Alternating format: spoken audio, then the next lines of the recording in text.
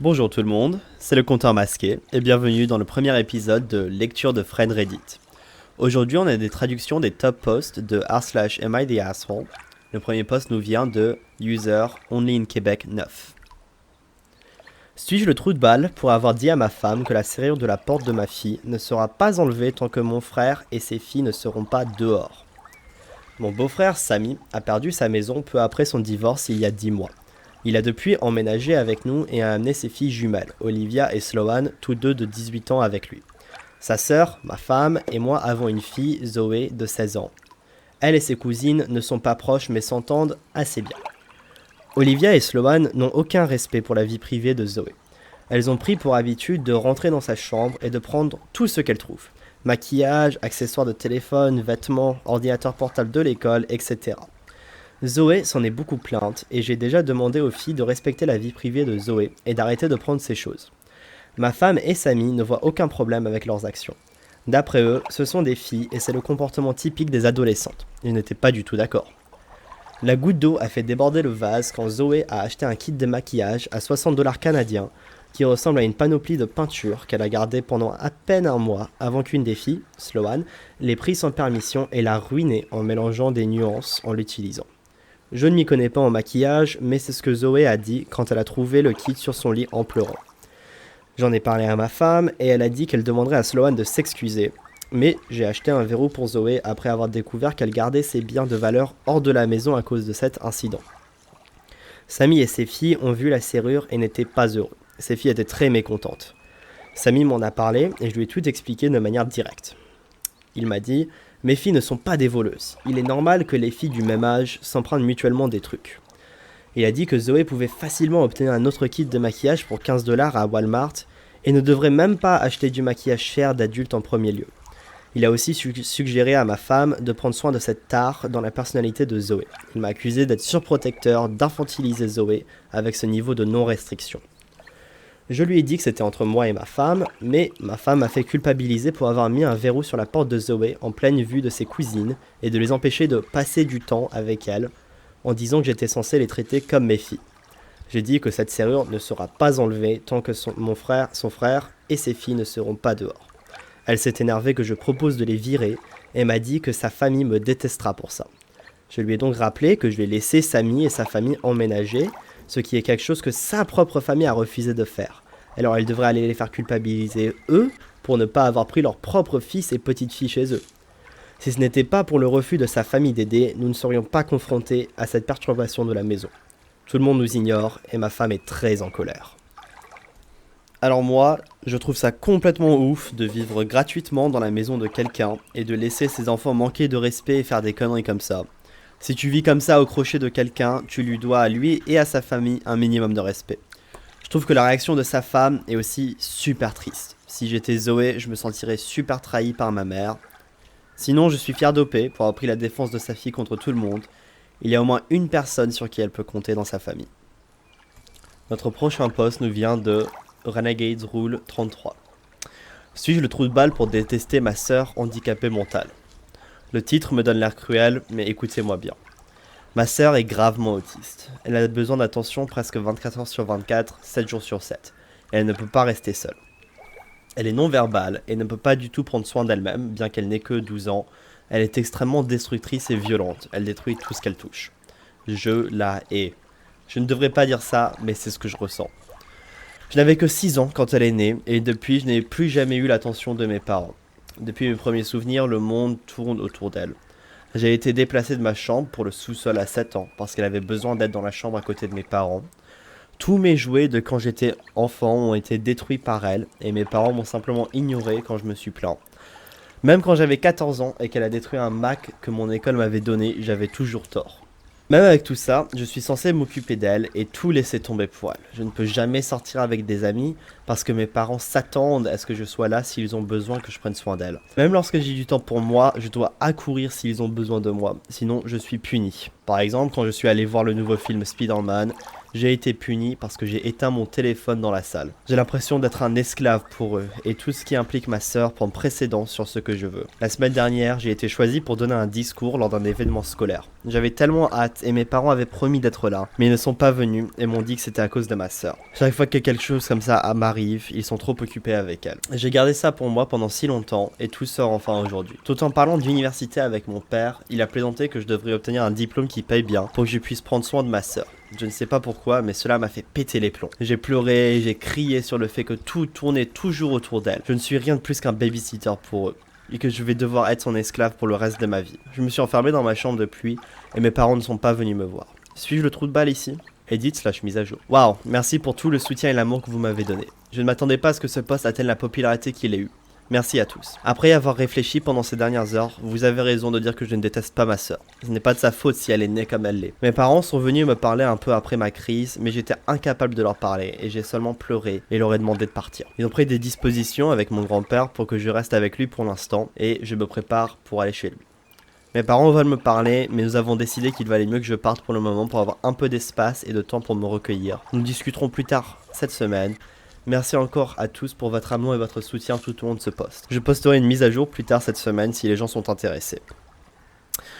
La vache, OP n'a vraiment pas eu une vie facile pour le moment. Je trouve ça très impressionnant qu'il a pu passer 12 ans à supporter d'être toujours le numéro 2 et de devoir s'occuper de sa sœur comme ça. Et je suis content qu'il ait enfin réussi à commencer sa propre vie, prendre les premiers pas vers ça. OP nous a donné une mise à jour sur les événements qui ont suivi. Donc, update. Je suis de retour, comme je vous l'ai promis. Mon post original a reçu beaucoup d'attention, et comme vous semblez intéressé, voici ma mise à jour. Depuis ce jour-là, je reste chez mon grand-père. Cette semaine a été honnêtement un énorme changement pour moi, pour le meilleur et pour le pire. Mais je vais essayer d'être assez bref. J'ai commencé par raconter à mon grand-père l'histoire de pourquoi j'ai pété les plombs et ce que j'ai fait. Et pour être honnête, il avait l'air horrifié. Personne dans ma famille ne savait que mes parents m'utilisaient comme un service de soins gratuit pour ma sœur. Mon grand-père m'a dit des choses que je ne me sens pas à l'aise de répéter ici, mais essentiellement ma sœur est supposée recevoir des soins d'un professionnel, ce que mes parents n'ont jamais fait. Je n'étais pas censé prendre soin d'elle du tout avec son état mental car apparemment elle est un danger pour elle-même et les autres. Avec tout ce que je lui ai dit, genre l'incident du film, il est devenu fou de rage et m'a dit de ne pas contacter mes parents sans lui. Il m'a dit qu'il irait voir mes parents avant moi, et qu'il serait là lorsque je les rencontrerai. Ça ne s'est pas terminé ici non plus, le reste de la semaine a consisté en d'autres membres de la famille venus m'avouer des trucs que mes parents me cachaient, genre le fait que mes parents prenaient de l'argent auprès de la famille pour financer un gardien qui n'existe pas. On peut dire que cette semaine a été difficile, mais l'avantage est que même à travers tout ça, ma famille éloignée m'a donné plus d'amour que j'ai reçu depuis un bon moment. Mon grand-père a passé la semaine dernière à rattraper le temps que j'ai perdu. Il m'a encouragé à passer du temps avec des amis et à faire ce que je voulais faire. Mes tantes et mes oncles m'ont aussi aidé pendant toute la semaine. Et bien samedi soir, je me suis assis avec mes parents pour parler. Ça s'est mal passé. Ils m'ont tout avoué, ils m'ont dit des choses que je ne répéterai pas ici, mais ils ne se sont pas excusés.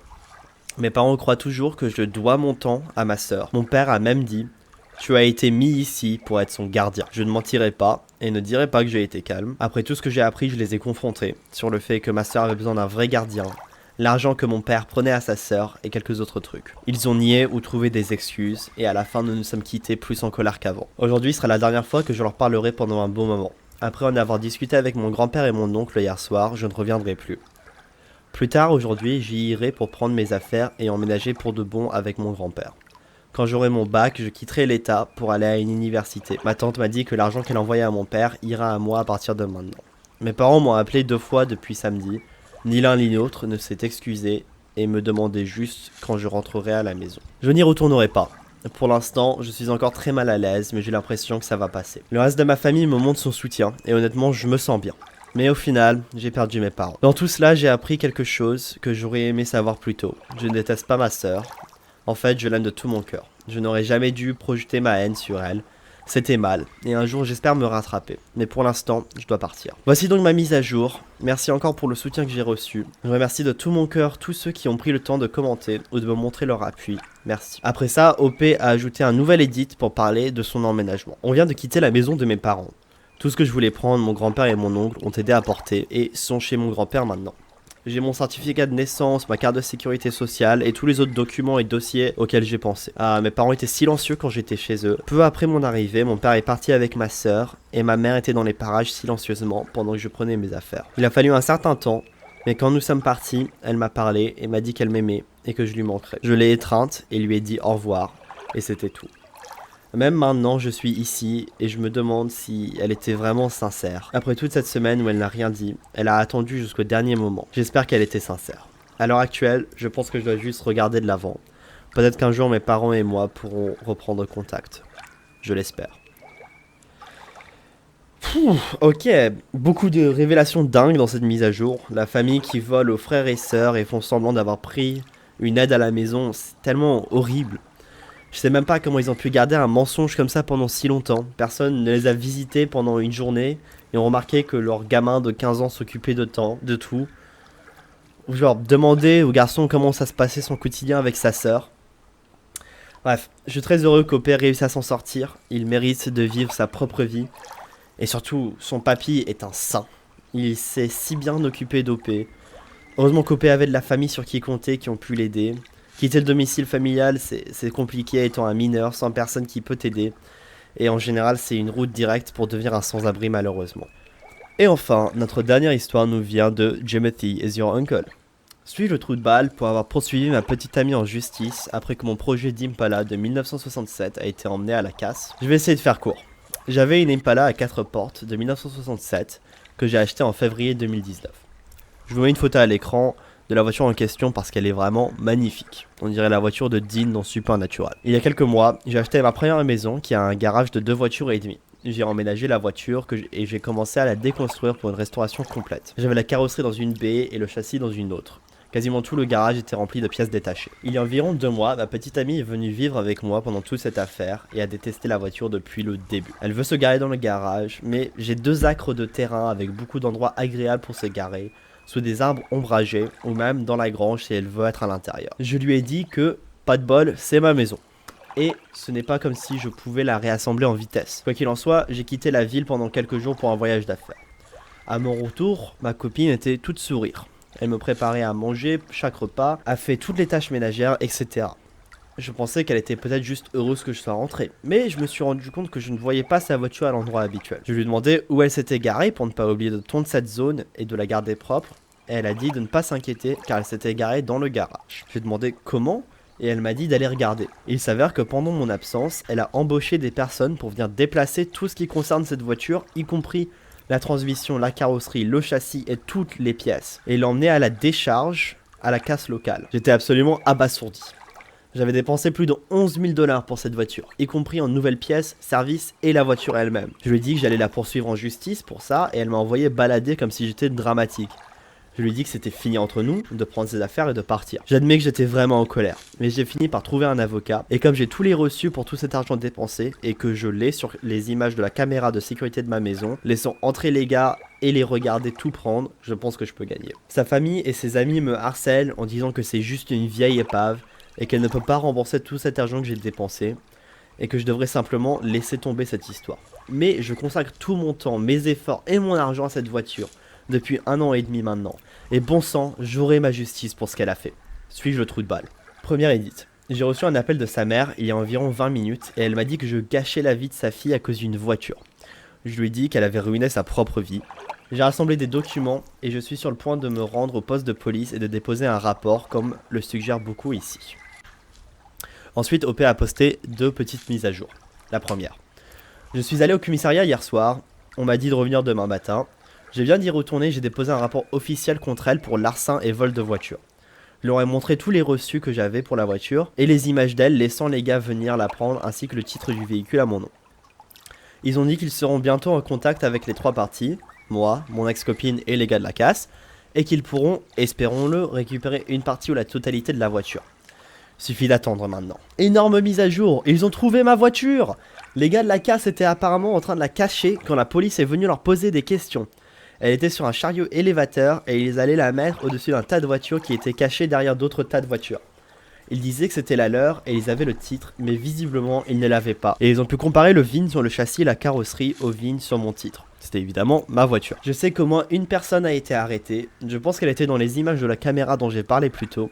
Mais je ne sais pas si c'était le patron ou même quelle était son accusation spécifique. Mais on s'est dit qu'ils enquêteraient sur cette fourrière spécifique pour tout autre véhicule signalé comme volé. Ils ont dit qu'ils n'avaient pas encore pu entrer en contact avec mon ex, mais ils y travaillaient. Je suis tellement content qu'ils aient trouvé ma voiture. Heureusement, j'ai fait un sacré album de photos me détaillant en train de démolir la voiture et je peux donc l'utiliser pour prouver quelle pièce était à moi afin de pouvoir, espérons-le, récupérer la majeure partie, voire la totalité. La police ne m'a pas encore laissé la ramener chez moi car ils disent que c'est une preuve ou un truc comme ça. Alors j'espère pouvoir la récupérer bientôt. Merci beaucoup pour tout le soutien et les conseils. Elle va bien! Je trouve ça indécent de se débarrasser d'une voiture comme ça. Elle est juste magnifique. Surtout pour une raison aussi débile que vouloir se garer à l'intérieur. Je suis content qu'OP va revoir sa voiture, mais pas son ex, et j'espère qu'elle va payer cher pour sa connerie. J'aimerais voir ce que vous avez pensé de ces 3 histoires dans les commentaires, et si vous avez aimé la vidéo, n'hésitez pas à vous abonner et à mettre un pouce bleu. Ciao!